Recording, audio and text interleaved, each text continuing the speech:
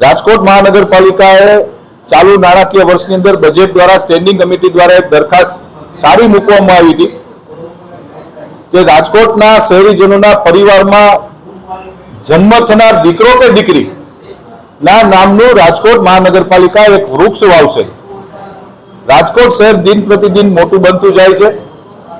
વસ્તી વધે છે, વૃક્ષોની પણ વસ્તી વધવી જોઈએ સ્પષ્ટ ભારતીય જનતા પાર્ટીના શાસકોનું માનવું છે કે વૃક્ષોને ગતિને વેગ મળે તેના માટે એક નવતર આખા દેશની અંદર પ્રથમ વખત નવતર અભિગમન સ્ટેન્ડિંગ કમિટી દ્વારા નિર્ણય કરવામાં આવ્યો હતો, જેની પણ એક આજે દરખાસ્ત હતી કે કોઈ પણ પરિવારના ઘરે જ્યારે બાળક કે દીકરો કે દીકરીનો જન્મ થાય ત્યારે આ જન્મનું પ્રમાણપત્ર લેવા આવશે ત્યારે એ પ્રમાણપત્રના આધાર ઉપર રાજકોટ શહેરના અલગ અલગ વિસ્તારની અંદર જ્યાં મહાનગરપાલિકા વૃક્ષારોપણ કરતી હોય છે ત્યાં એ દીકરો કે દીકરીના નામની નેમ પ્લેટ લગાવીને વૃક્ષ વાવશે, એની ઉપર વૃક્ષનું જતન કરવામાં આવશે, એની ઉપર પિંજરું લગાડવામાં આવશે અને સમયાંતરે એ પરિવારને જીઓ ટેગિંગના માધ્યમથી વૃક્ષનું વૃક્ષ કેટલો ઉછેર થયો છે